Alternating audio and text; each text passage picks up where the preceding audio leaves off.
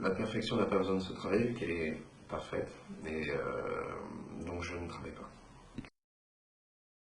Ça peut parfois être un peu difficile vu qu'on n'est pas sur le même niveau de jeu, mais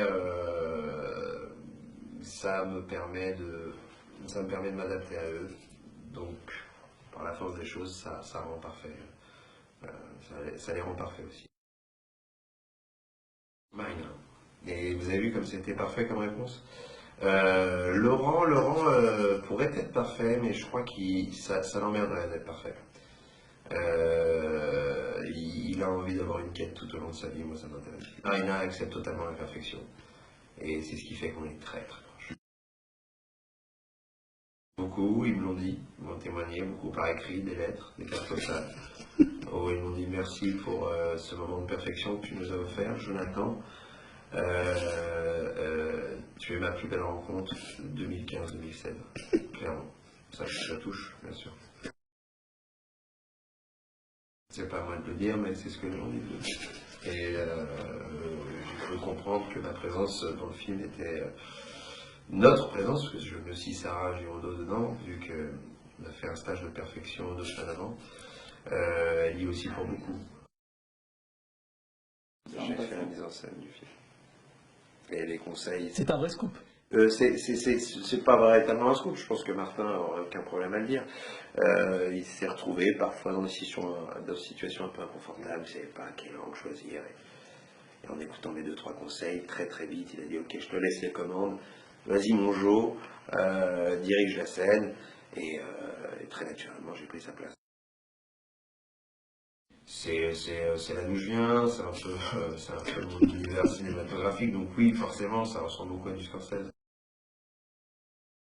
Je lui parlais pas, je lui écrivais des mots, et de temps en temps, avec la pensée, vu que j'ai un pouvoir de télékinésie, je lui faisais comprendre que c'était pas le moment d'intervenir ou d'intervenir.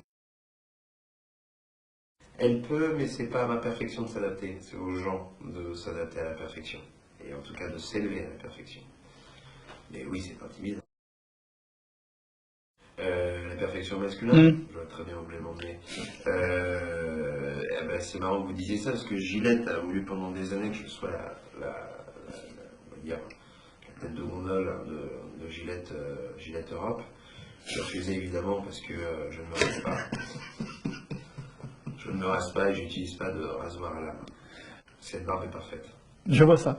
Tous ces poils viennent d'Inde. Ils ont été laissés du poil à poil. C'est fait.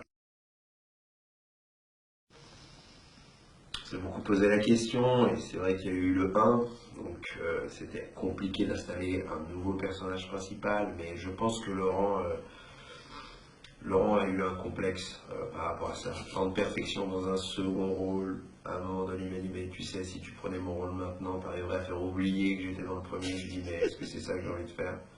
Il me fait bah je sais pas, toi de me le dire. Je fais bah non.